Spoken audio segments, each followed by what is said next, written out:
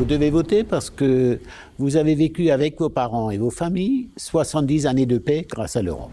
Vous avez intérêt à faire grandir et à ce que l'Europe continue à exister et à résister avec tout ce qui se passe dans le monde.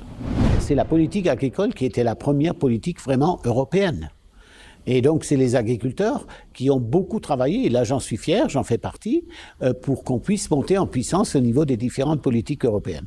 Et comme on a monté la politique agricole, il faut maintenant penser à la défense européenne. Non pas pour faire la guerre, mais pour assurer notre démocratie.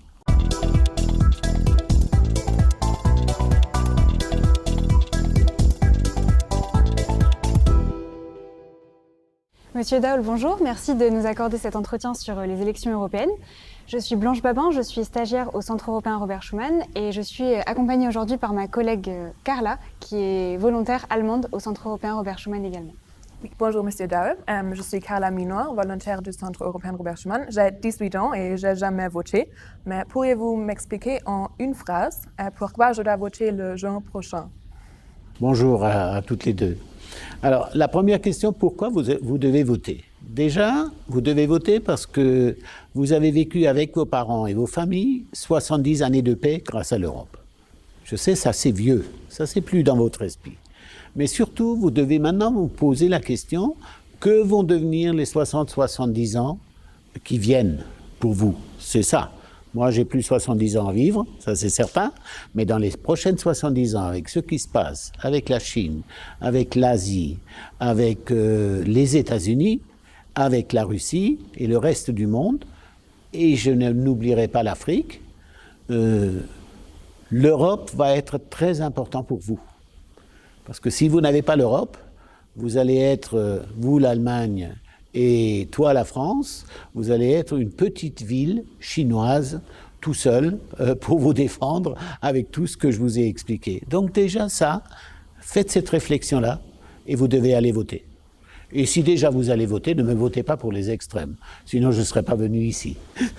Merci pour cette réponse. On aimerait poursuivre par quelques questions sur le fonctionnement du Parlement européen, parce que c'est vrai que nous, comme simples citoyennes, en fait, on a du mal à se représenter ce que font les gens pour lesquels on va voter le 9 juin prochain et ce que fait le Parlement européen. Donc, est-ce que vous pourriez nous expliquer le plus simplement possible, peut-être avec des exemples, ce que vous avez fait en tant que député au Parlement européen et plus généralement ce que fait au quotidien le Parlement européen? Mais je vais déjà vous le dire, c'est très simple à expliquer.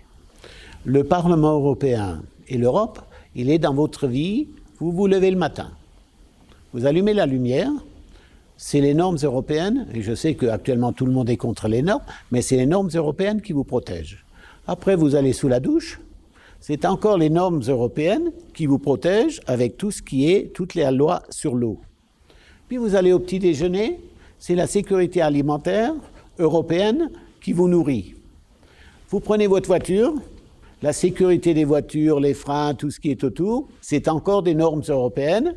Les moteurs, les gaz d'échappement, tout ça, c'est encore des normes européennes qui ont été travaillées par la Commission, les instances européennes, les différents pays et votées par le Parlement européen qui vous protègent. Et vous pouvez continuer comme ça jusqu'au soir où vous allez au lit. Donc l'Europe, elle est avec vous sans que vous le sachiez toute la journée et déjà au niveau sécurité. Oui, on n'en a pas forcément conscience, mais voilà. C'est vrai que c'est bien le... Je vous le dis pour que vous repensiez à ça, parce que c'est ça effectivement ce que font les parlementaires européens. La seule chose qu'ils ne font pas encore et qu'ils doivent faire, c'est au niveau de la sécurité, avec ce qui se passe dans le monde, la sécurité militaire, la défense, là, on doit encore avoir, mais pour le moment, il faut que les chefs d'État et de gouvernement se décident à aller plus loin avec le Parlement. D'accord, mais concrètement, au quotidien, un député au Parlement, il va voter des lois dans tous ces domaines? Voilà, dans tous ces domaines. Ça passe par le Parlement. Et aussi, quand vous vous posez des questions, ce n'est pas accuser l'Europe. Parce que les derniers qui décident, c'est les chefs d'État et de gouvernement ou les ministres ensemble. C'est le Conseil des ministres et c'est les chefs d'État et de gouvernement qui décident. Beaucoup de choses, et trop à mon avis, à l'unanimité. Et c'est eux qui décident. Ce n'est pas le Parlement, ce n'est pas la Commission. C'est les chefs d'État et de gouvernement qui décident. Donc, vous avez votre mot à dire en Allemagne, en France, et bien sûr avec les députés européens. Donc les députés européens, ils sont là pour proposer des lois qui s'appliqueront ou non. Ou en étudier fonction les des lois qui sont proposées par la Commission, D'accord. les amender. D'un côté, c'est le Parlement, de l'autre côté, c'est le Conseil. Avec ce qui a été voté la semaine dernière, je suis encore les dossiers, donc sur toutes les plantes, sur les modifications génétiques et tout ça, on ne pourra pas continuer à travailler parce que nous n'avons pas la majorité au niveau des chefs d'État et de gouvernement. L'Allemagne et la Pologne ne décident pas, donc il n'y a pas la majorité pour continuer à discuter et à faire les trilogues entre les trois institutions. Donc ce dossier, pour le moment, il restera jusqu'après les élections européennes. Donc rien n'est décidé simplement par une instance Par l'Europe, supranationale. comme on le dit, c'est faux. Alors, le 9 juin, les gens vont devoir se déplacer, prendre du temps pour aller voter. Ils donnent leur voix. Pourriez-vous expliquer ce qu'ils reçoivent en retour? S'ils vont aller voter, c'est que l'Europe va continuer, s'ils votent bien. Ils peuvent aussi voter... ce que je ne voudrais pas, c'est que les extrêmes arrivent au pouvoir, je n'ai pas peur de le dire, il faut le dire, et là, l'Europe va rester en stand-by. Aujourd'hui, je dis, avec ce qui s'est passé en Angleterre avec le Brexit, il y a beaucoup quand même de gens et de chefs de parti qui commencent à réfléchir, est-ce que sans l'Europe, on existera encore? Donc, il faut aller voter, et surtout les jeunes. Il faut voter pour votre avenir. Et ça, c'est difficile à expliquer, je vous le redis, avec ce qui se passe en Chine, même aux États-Unis, en Russie, ce qui se passe en Ukraine. Tout ça, c'est dans un monde en mouvement, l'Asie, et je n'oublie pas l'Afrique, c'est un monde en mouvement, et vous avez intérêt à faire grandir et à ce que l'Europe continue à exister et à résister avec tout ce qui se passe dans le monde. Alors merci beaucoup pour ces réponses. Maintenant, on va vous proposer un petit exercice un peu plus concret de mise en situation. On a rassemblé certaines idées de jeunes qui ne seraient pas encore sûrs d'aller voter, de différents profils de jeunes européens. Et on aimerait qu'en 1 minute, vous essayiez de les convaincre, de nous convaincre à travers eux. C'est parti. Donc je commence. Par exemple, je suis agricultrice. L'Union européenne ne fait que m'ajouter des contraintes alors que j'arrive déjà à peine à me verser un salaire. Je ne veux pas soutenir cette organisation européenne. Qu'est-ce que vous me répondez? Si demain vous enlevez les aides agricoles au niveau des exploitations agricoles en Europe, il n'y en a plus beaucoup qui vont continuer à résister. Et c'est vrai qu'on est directement... C'est la politique agricole qui était la première politique vraiment européenne. Et donc, c'est les agriculteurs qui ont beaucoup travaillé, et là j'en suis fier, j'en fais partie, pour qu'on puisse monter en puissance au niveau des différentes politiques européennes. Et comme on a monté la politique agricole, il faut maintenant penser à la défense européenne. Non pas pour faire la guerre, mais pour assurer notre démocratie au niveau de l'Europe. Très bien, merci beaucoup. Alors, la deuxième personne, moi je ne connais pas les institutions européennes, mais sans savoir, je ne veux pas voter. Pourquoi? Tu ne connais pas les institutions européennes, donc tu ne veux pas aller voter? Oui, parce que je ne sais pas ce qu'il fait. Donc nous avons vraiment un grand problème au niveau de l'éducation. Donc il faut qu'on mette en place d'autres programmes au niveau de l'éducation pour que tu connaisses mieux les institutions. Les institutions au niveau de l'Europe, puisque toi tu es allemande, les derniers qui décident, c'est toujours les chefs d'État et de gouvernement. Donc c'est toujours ton pays qui est concerné quand il y a une décision. Alors je sais qu'ils ne le disent pas à la fin, parce qu'ils ont pris une décision qui implique toute une réglementation européenne, donc ils ont fait ensemble, mais les derniers qui ont décidé, c'est soit ton chef d'État et de gouvernement, ou soit un de tes ministres. Et souvent à l'unanimité, ce qui peut d'ailleurs ne pas continuer au niveau de l'Europe, l'unanimité. Parce qu'un pays, un tout petit pays, peut tout bloquer. Et ça, effectivement, il faut qu'on revoie un petit peu ce fonctionnement. Mais au niveau des institutions, c'est toujours les institutions nationales qui décident et qui font partie des décisions au niveau de l'Europe. Alors, il y a la Commission qui est un gouvernement européen qui fait des propositions, c'est vrai. Il y a le Parlement qui vote ces propositions ou qui les transforme et qui met des amendements. Mais à la fin, c'est ton pays qui décide. Donc, tu as intérêt à voter pour que l'Europe reste unie, pour qu'on ait des institutions qui votent, pour que tu vis ton Europe aussi du matin au soir, comme je vous l'ai déjà expliqué. Donc, vous avez intérêt à voter. Et à présent, peut-être à l'inverse, si de toute façon ce qui compte c'est le niveau national, à quoi ça sert de rajouter un échelon européen? Mais parce que les normes dans chaque pays, et ça c'est aussi un grand problème. Et là vous touchez du doigt. Normalement, j'ai toujours dit quand j'étais député européen, il faut appliquer les normes européennes, point, à la ligne. Déjà, si vous n'appliquez pas et que vous rajoutez des normes, vous faites des distorsions de concurrence entre les Européens, entre les études, entre tout ce que vous voulez, entre l'agriculture. Donc, s'ils se sont mis d'accord, tous les pays se sont mis d'accord sur des normes européennes, qu'on les applique partout et partout les mêmes. Là, vous avez raison. On ne peut pas continuer à rajouter chaque fois. Et pourquoi ça se passe? Je vais vous expliquer rapidement pourquoi ça se passe. Parce que les décisions qui sont prises par les ministres ne sont pas appliquées dans l'année. Et souvent 2 ans ou 3 ans après. Et là, il y a un autre ministre qui est là et qui veut encore en rajouter. C'est pour ça l'Europe et les normes européennes appliquées dans tous les pays. Parce qu'ils sont décidés par les pays. Je le répète encore. Ça ne sert à rien d'aller voter. Ce sont des lobbies qui font la loi à Bruxelles et Strasbourg. Oui, je sais. Quand on ne sait plus quoi dire, on dit oui, mais c'est les lobbies qui commentent au niveau de Bruxelles. On l'entend. Oui. Non, mais c'est quand on veut dénigrer l'Europe, on dit c'est que des lobbies qui décident. Vous savez, les lobbies existent, les lobbies font leur travail, que ça soit, pour ne pas les citer, les grandes entreprises, les entreprises qui veulent essayer de négocier pour qu'ils dépensent moins d'argent et tout ça. Mais je peux vous dire qu'au niveau du Parlement européen, j'ai toujours écouté moi aussi des lobbyistes. Mais après, je suis quand même une personne qui a été élue au niveau de la base. Je me suis aussi renseigné toujours au niveau des personnes qui étaient qui considéraient au niveau de ces lobbies, au niveau des différents partis politiques. Non, c'est pas les lobbies qui décident. Je peux vous le dire. Ils essayent d'influencer. Des fois, ils font passer une chose. Mais il faut aussi accepter, à un certain moment, que... Je prends un exemple que j'ai vécu. Une ampoule électrique. Quand on est passé au LED, on n'avait pas les moyens de faire du LED.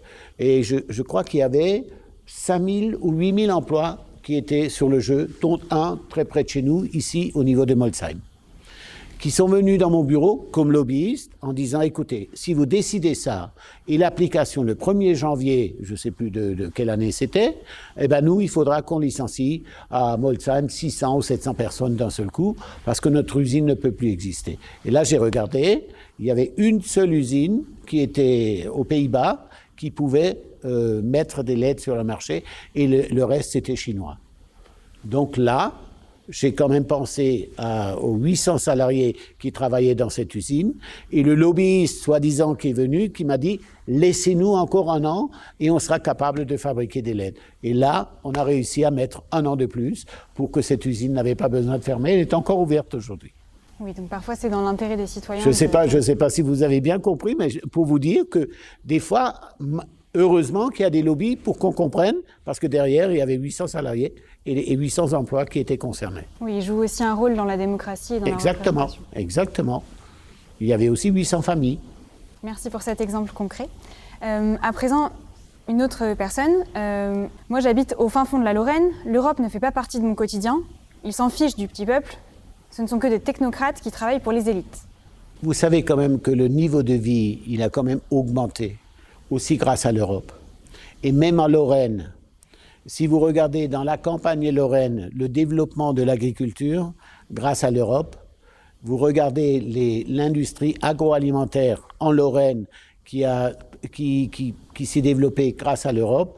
Et si vous êtes Lorraine, vous habitez près du Luxembourg, que les gens qui sont allés travailler au Luxembourg sans s'arrêter tous les matins à la frontière et sont revenus avec les salaires luxembourgeois, ça a aussi apporté au peuple, même aux plus pauvres de la Lorraine, une certaine, je dirais, une certaine aisance et un certain niveau de vie qui a augmenté au niveau de la Lorraine. C'est vrai qu'au niveau de la Lorraine, vous avez subi tout ce qui est acier, tout ce qui est... Mais c'est aussi grâce à l'Europe qu'il y a de nouveau des entreprises qui se sont installées après. J'ai lu sur les réseaux sociaux que l'Union européenne n'est pas démocratique, que les députés européens n'ont aucun pouvoir et que c'est la Commission qui décide tout. je ne veux pas soutenir ce fonctionnement. Et je vais te démontrer le contraire avec ce qui s'est passé il y a à peu près 2 mois. Il y avait la commission qui présentait le Green Deal. Alors pour les Verts, ça n'allait pas assez loin, il fallait aller plus loin. Pour la droite et le centre, ça allait trop loin, ça allait tout déstabiliser. Et bien le Parlement européen, que vous dites qui n'avait rien à dire, et ben ils ont renvoyé la commission dans leur foyer en disant faites-nous une autre proposition, on n'accepte pas. Donc c'est pas vrai. Ça veut dire que le Parlement européen a un vrai pouvoir. Et il a renvoyé dans les 16 mètres tout le dossier qui ne sera pas voté et qui sera réétudié par les prochains députés que vous allez élire. Alors, élisez les bons députés. Autre chose qu'on peut entendre, mes parents n'en ont rien à faire des élections européennes et ne vont pas aller voter. Pourquoi moi, en tant que jeune, je devrais m'y intéresser? Mais les parents, ils ont profité de 70 ans de prospérité et surtout de paix grâce à l'Europe.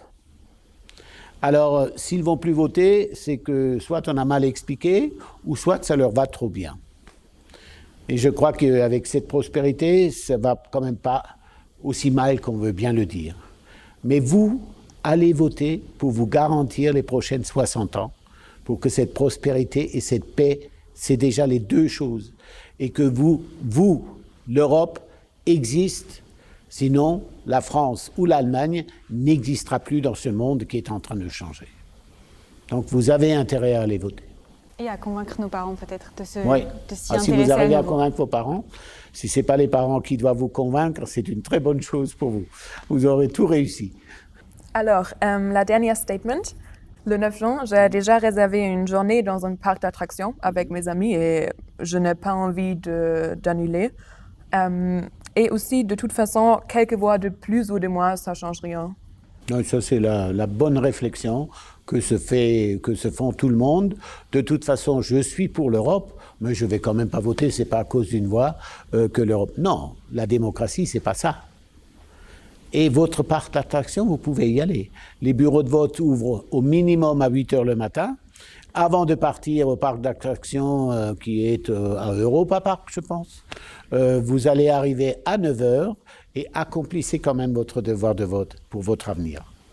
Et on a préparé une question un peu créative, 10 petites illustrations qui sont peut-être un peu abstraites, je dirais. Et parmi ces images, qu'est-ce qui représente pour vous le mieux l'avenir de l'Europe? Moi, je prendrais l'arbre, parce que c'est vraiment avec une base solide au niveau de ses racines, et puis tous les pays qui sont accrochés à cet arbre ne font qu'un. Donc c'est pour ça que je le prends. La sève qui monte, si nous protégeons le climat, si nous faisons tout ça, eh ben, l'Europe sera rassemblée et réussira avec ce qui se passe autour de nous dans le monde. Belle image, merci. À présent, on va vous proposer une simulation de vote, puisque nous devrons aller voter le 9 juin, vous aussi, mais on peut déjà s'y préparer. On a sélectionné 7 thèmes pour lesquels il nous semblait important d'aller voter le 9 juin. Parmi les 7 thèmes qu'on vous propose ici, lequel vous semble le plus important pour se mobiliser et pour aller voter le 9 juin? Je sais que si je serais jeune, je veux le changement. Là, c'est normal, à votre âge. Mais je crois que je m'y intéresse pas assez fort. Je devrais en choisir plusieurs. Vous voulez que j'en choisisse qu'un seul? C'est le dilemme du vote. Vous pouvez nous expliquer aussi vos doutes? Non, mais pour un traitement humain des réfugiés et des migrants, je suis totalement d'accord. Des mesures communes de lutte contre la crise climatique, c'est obligé que ça se fasse à travers l'Europe. Pour soutenir la liberté et la démocratie, qui est en danger, toujours, d'ailleurs toujours et tout le temps. Encourager l'amitié entre les peuples et défendre la paix dans le monde, on en a besoin. Pour lutter contre les populismes et les nationalismes, je devrais choisir ça maintenant pour le prochain vote. Enfin, moi, je prendrais pour le système social qui protège les plus vulnérables. Moi, je prendrais ça, mais tous vos thèmes sur les 7, c'est des thèmes vraiment qu'il faut défendre et qui font partie. Là, j'en choisis un parce que c'est plutôt ma conviction que j'ai toujours défendue dans toute ma vie. Et donc, je choisis celui-là. Hein? Très bien. Mais tous les autres, vous l'avez, c'est d'actualité, c'est l'Europe. On a très bien travaillé. Vous pouvez, pour voter, décrocher la petite capsule en bas. Et je vais voter. Allez. À voter. À voter. Et moi, je vous dis merci pour votre engagement. Et je souhaite à toutes les deux que vous soyez députés européens. Donc, il y aura une Française et une Allemande. Ça fait bien, en plus, le franco-allemand que j'ai toujours défendu. Parce que si le franco-allemand ne marche pas, l'Europe n'avance pas.